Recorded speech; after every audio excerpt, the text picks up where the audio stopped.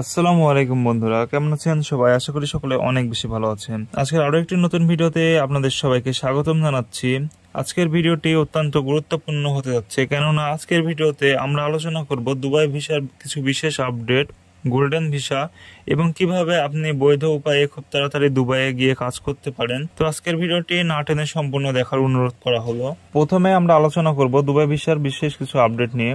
বেশ কিছুদিন আগে দুবাই ভিসা খুলে যাওয়ার গুঞ্জন শোনা গেলেও এটির কার্যক্রম মূলত শুরু হয়েছে 2-3 দিন ধরে। এছাড়া দুবাইয়ে আরও একটি নতুন ধরনের ভিসা চালু হয়েছে, সেটি হচ্ছে জব সিকার ভিসা।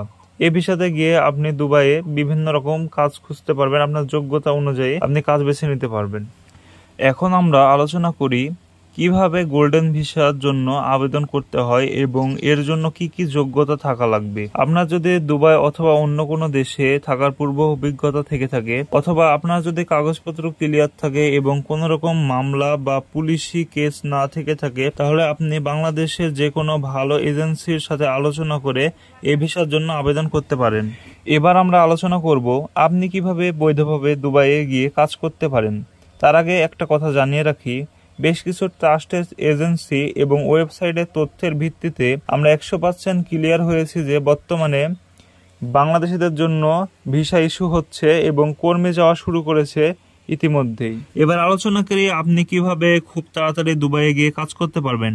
প্রথমে আপনাকে সিলেক্ট করতে হবে আপনি কি ধরনের কাজ ভালো পারেন অথবা কি ধরনের কাজ করতে চান। এরপর আপনার কাজ অনুযায়ী দুবাই ভিত্তিক যে সকল কোম্পানি আছে সেই সকল কোম্পানিগুলোকে গুগলের মাধ্যমে খুঁজে নিতে হবে এবং তাদের মেলগুলোকে কালেক্ট করতে হবে। তারপর তাদের সাথে আপনার কাজের যদি কোনো সার্টিফিকেট থাকে তো সার্টিফিকেট অথবা কাজের যদি অভিজ্ঞতা থেকে থাকে সেই অভিজ্ঞতাগুলোকে শেয়ার করতে হবে। নিয়োগকর্তা এবং কর্মীর মধ্যে চুক্তি স্বচ্ছ হলে মিলবে ভিসা। সে কোম্পানির নিয়োগকর্তা যদি আপনাকে কর্মী হিসাবে নিতে চায় তাহলে খুব সহজে আপনি দুবাই চলে যেতে পারেন এবং সেখানে গিয়ে কাজ করতে পারেন।